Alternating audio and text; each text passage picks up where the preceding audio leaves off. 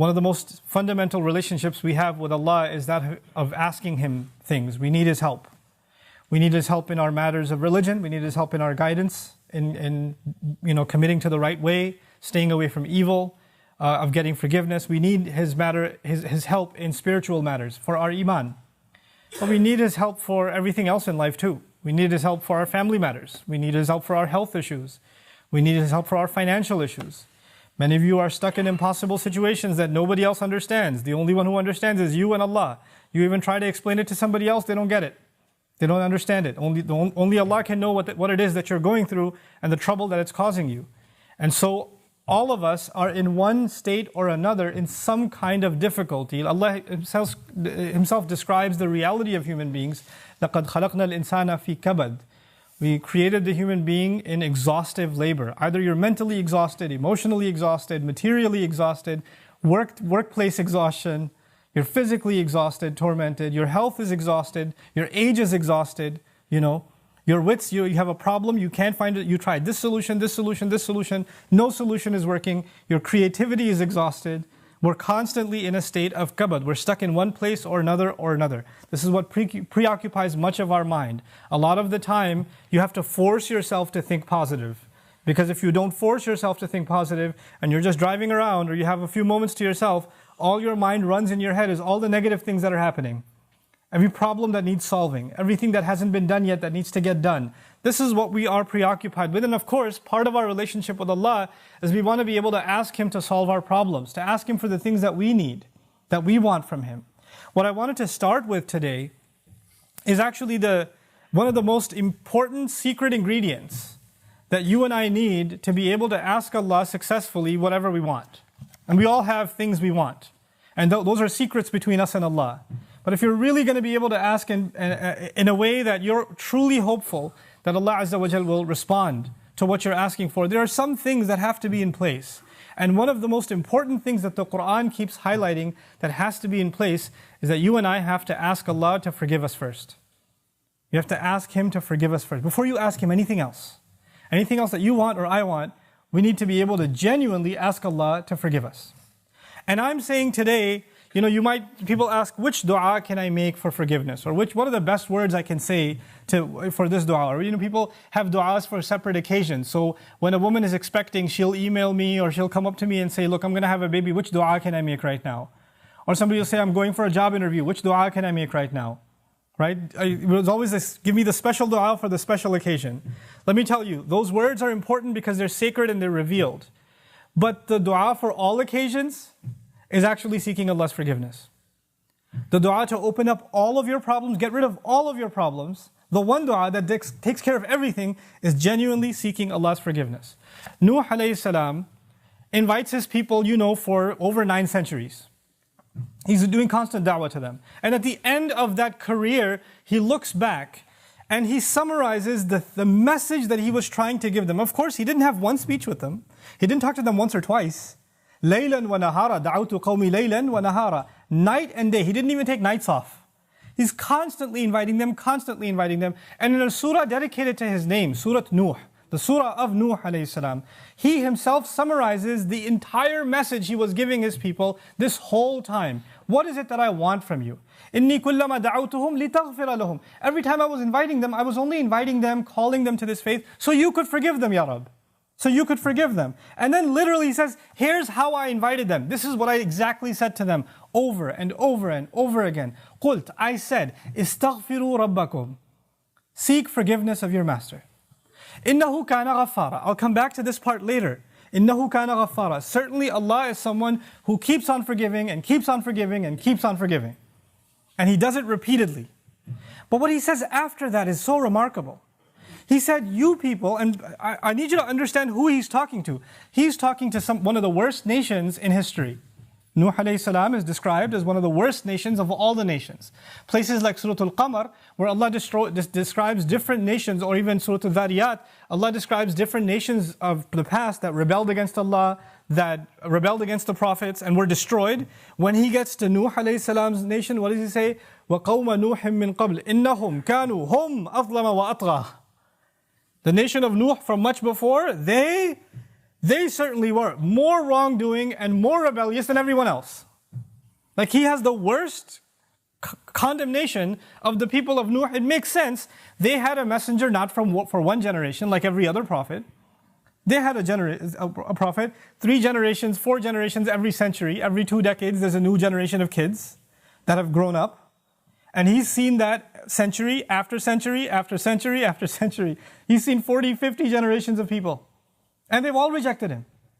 And he's making the same invitation to all of them. So the reason I brought this up is for a purpose. He's talking to very, very bad people. He's talking to the worst of the worst. What offer does he make to them? He says, "Istaghfiru rabbakum." Seek forgiveness of your master. "Innahu kana ghaffara." He keeps on forgiving over and over and over again. You guys have been messing up over and over again. Allah keeps forgiving over and over again. But his offer doesn't stop there. He says, "Yursili as-samaa'a alaykum midrara." Yursili, it's actually jawab al-amr here. What that means is, if you seek His forgiveness, then Allah will open up the sky for you and it'll start pouring on you. Now that could be a reference to rain. That could be a reference to rain. And ironically, it's not a reference that you will get flooded. They did get flooded, right? They did get flooded, but Allah is talking about a different kind of rain now. If you seek forgiveness, that same rain that destroyed them will be the rain that brings them life. They didn't pray for rain. They didn't ask for rain. And Allah just asked them to make dua to be forgiven. But if you asked dua to be forgiven, the sky will open up and start pouring. Now Allah did not say water will pour. Allah did not say water will pour. He said the sky will pour. Because the sky has a lot more than water. The sky has forgiveness that comes from the sky. The sky has peace, tranquility, faith, your provision, the solution to your problems. They come from the sky. He will open the floodgates and everything held from the treasures of Allah that you haven't been getting because you haven't been seeking forgiveness is going to open up. Just ask for forgiveness. You're asking to solve problem A, problem B, problem C. There are problems you don't even know you have. Allah knows that you have them. If you and I just became genuine people of seeking forgiveness, then those problems would start getting solved by divine intervention. يُرْسِلِ السَّمَاءَ عَلَيْكُمْ مِدْرَارًا. And that's not even enough. You're asking forgiveness for who?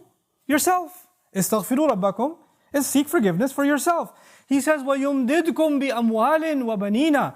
And He will extend you by giving you money and giving you children.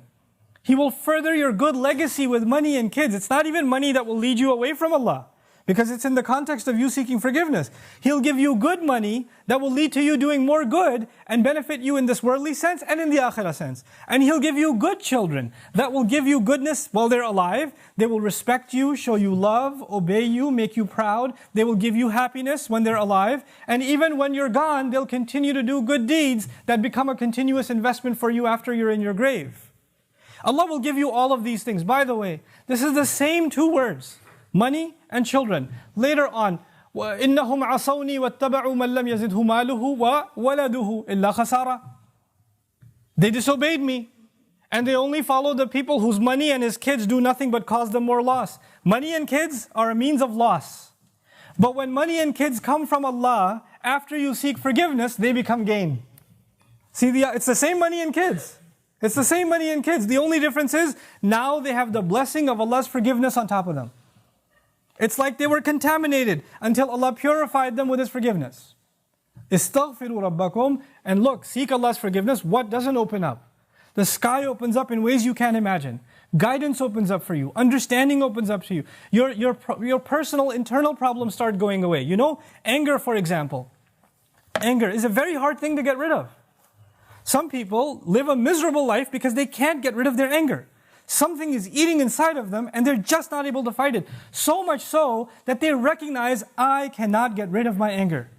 And I bet Allah will not forgive me because I'm such an angry person. I'm not able to forgive. Sahaba were really angry at the occasion of Hudaybiyah. What did Allah say about the removal of anger? He said, أَنزَلَ السَّكِينَةَ فِي قُلُوبِ الْمُؤْمِنِينَ. He sent peace, calm, tranquility down from the sky into the hearts of the believers. Calmness doesn't come from you. It doesn't come from you and me. We can't calm ourselves down.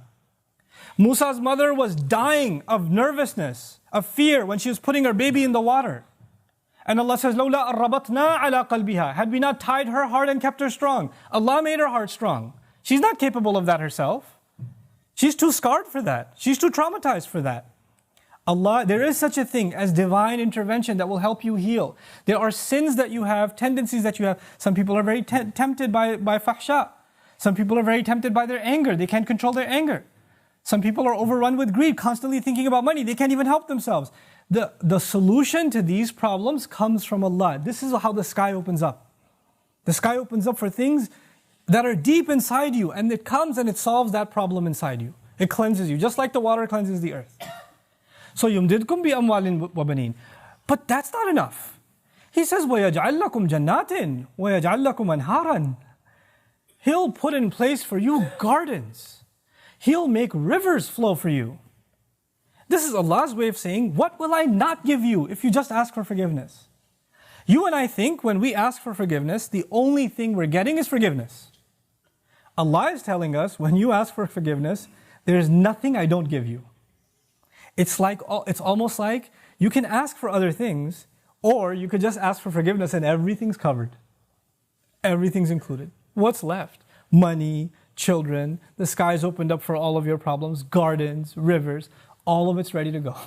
And by the way, seeking forgiveness, we're learning now, you would think, normally a person would think, when they're asking Allah's forgiveness, then, it's going to help them in their akhirah. It's going to help them in their afterlife. These ayat are telling us, no, Allah is not only going to help you in your akhirah, He's going to help you where? In this dunya. Think about Hajj. The biggest motivation you and I have for going to Hajj and getting our Hajj accepted is that our past sins are forgiven. We get a fresh start. That's the reason you go.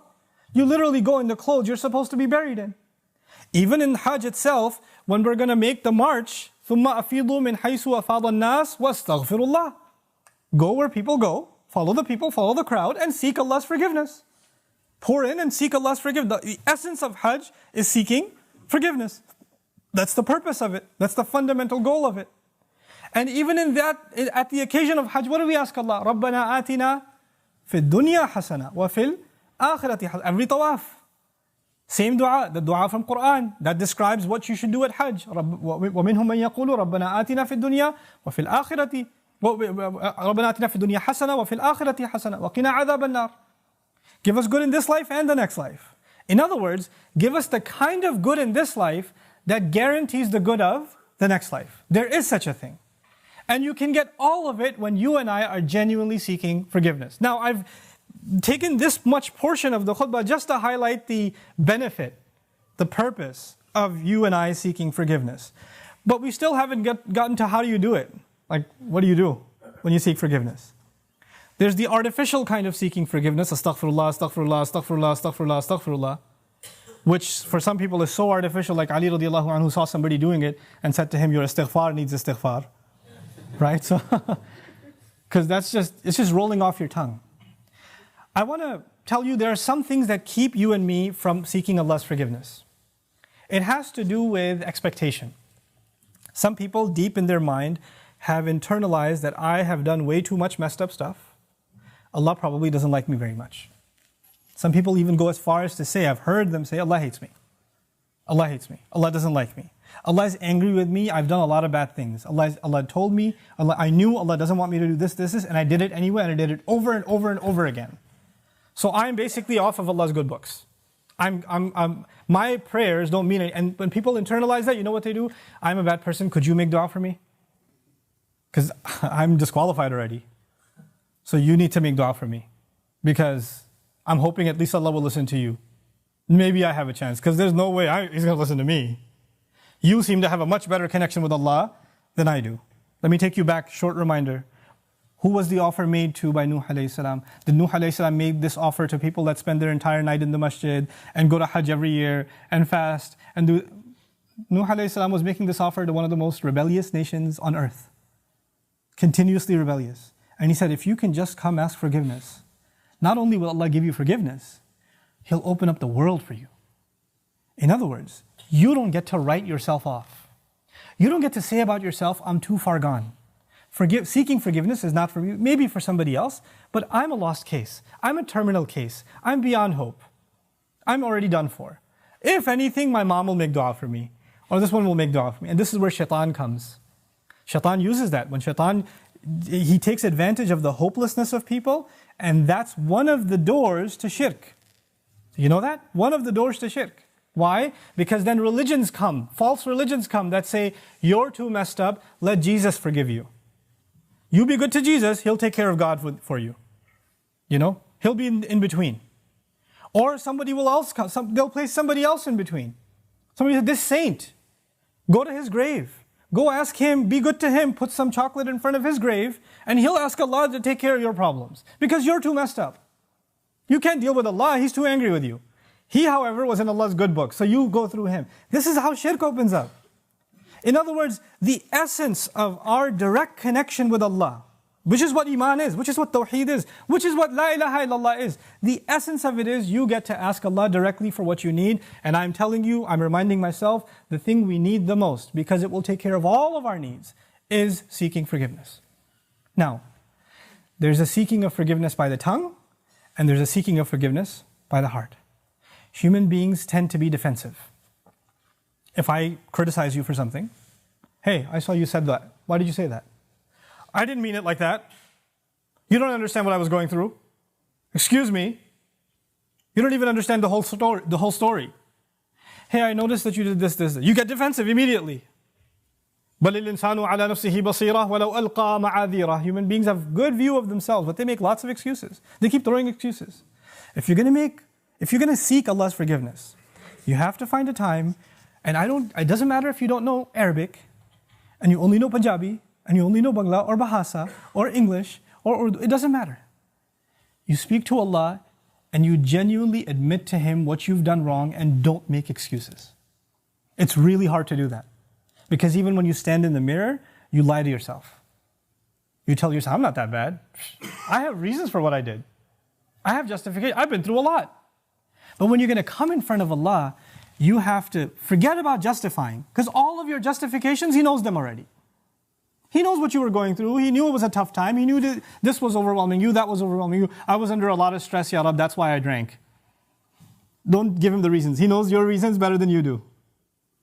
You need to come to Him openly, without any filters, without any hesitation, with no guard, with no shame. Like you're embarrassed to even admit this to anyone, but until you completely, openly admit to Allah how messed up you've been and how you've messed up, completely openly. And as you do it, let me tell you, as you start verbalizing those things, I would be hard pressed to think tears are not going to roll down your eyes. It's impossible for a human being to open up so vulnerable before Allah, before anyone, and especially Allah, to open up so much and then not believe, not have tears roll down their eyes. Because it's a moment of weakness. To the world, you have to show yourself as strong and confident and you're just fine. Everybody sees you and thinks everything's okay. But the only one who gets to know nothing is okay, there's a lot of problems, is Allah. And you have to open up to Him completely, and then you're going to be in a position to ask for forgiveness. Then you get to beg in sajda. Then it turns into something else. Then it's not just astaghfirullah, astaghfirullah, astaghfirullah. It's a real conversation with Allah. It's a real confession with Allah Azza wa Jal. That's a powerful, powerful thing. Try it for yourself. You have to find time alone to yourself. You have to make sure nobody else is listening. You can't even do it in the middle of the night. You get up from the bed, the wife is still in bed, you sit on the side of the bed, Ya Allah, forgive me, and she's listening. You can't do that. Be in the car by yourself. Doesn't matter. Be somewhere alone. This is just your time with Allah. Your alone time with Allah. And verbalize it. Hear yourself say it. There's one thing to just whisper it. And if you're just going to memorize a bunch of du'as in Arabic and you don't even know what they mean, and just recite them, if you're going to keep doing that, and those du'as are beautiful, they're powerful, but if your heart isn't speaking them, your tongue is speaking them, then you're not seeking istighfar yet. May Allah reward you for the dhikr that you're doing, for every harf that you're reciting, but that's not istighfar. Istighfar is something else. And when these tears come down, when this starts opening up, then the sky opens up. That's when that opens up. There's a connection between those two things. The last thing I want to share with you, just having hope with Allah. And because for some people, it's very hard to accept that Allah will actually listen. They've been going through a problem for a long time, and they start assuming Allah is not listening, Allah doesn't care. What's the point of making dua anyway? The first thing is, the greatest gift you will ever get from Allah. You know what it is? It's forgiveness. That's the greatest gift you'll ever get, whether you realize its price or not. Everything else that Allah says He will give you is an added benefit. Everything else. Now, let me give you an example. I have kids. Let's say one of my kids made me very upset. He did something wrong. I got very angry. You should not have done that. You should not have spoken like that. I can't believe you did that. And I scold him. Now that I scold him, he goes home, he goes back, and he was drawing something for me. He was making me a card. Abba, I love you. And here's a house I drew or something. He drew something beautiful for me. And when he drew it for me, who's he supposed to give it to? He's supposed to give it to me. But he crumpled it up and threw it in the garbage. And before he threw it in the garbage, his other brother asked him, hey, why didn't you give it to Abba? Why did you throw it away? Abba's so angry at me, he doesn't care about that. He doesn't really care. He doesn't love me anymore. If I knew that he felt that way, what would I do? Yeah, that's right, you better throw it away. No, I'd be in tears. How did you think I don't love you anymore? Yeah, you messed up. Yeah, you did something bad. But you're my baby. You can mess up 1,000,000 times, I'll still love you. Even if I'm angry, I still love you. Give me that paper. Why wouldn't I? I'll frame that paper. Forget putting it on the fridge. I'll put it behind the glass. I'll take it out of the garbage. I'll cherish it forever. Why? Because I love my child despite their mistakes. Even when they make me upset. That's just me and my child. I'm not talking about me and my child. I'm talking about me and Allah. I mess up with Allah. I make mistakes. Allah doesn't even scold me. He didn't strike lightning from the sky. He didn't push me into hell. He didn't make my heart stop beating. Every time I lied, I didn't develop an inability to speak. Every time I ate something haram, my hand didn't become paralyzed. It didn't happen. Every time I looked at something haram, I didn't go blind. He still kept giving. He still kept providing. And I started thinking, well, Allah doesn't really love me anymore. We used to be good, but now that I'm bad, the love is gone. So what's even the point of making dua to Allah? Nobody will love you like Allah does. Every ounce of love I have for my child, every ounce of love you have for your child or you have for your parents, that love is only a fraction of something Allah put in you. You're not capable of loving anyone. The love we have is actually revealed from Allah. It's a gift from Allah. And if that's a little fraction of the love between two of Allah's creations, we can't imagine the love Allah has for us. Don't let anybody tell you otherwise. The only one who believes Allah hates him and that's it, their story's over, is shaitan. He believes it. There's no reason for him to ask for forgiveness because he's a lost cause. He's accepted that about himself. If you accept that about yourself, whose footsteps are you following?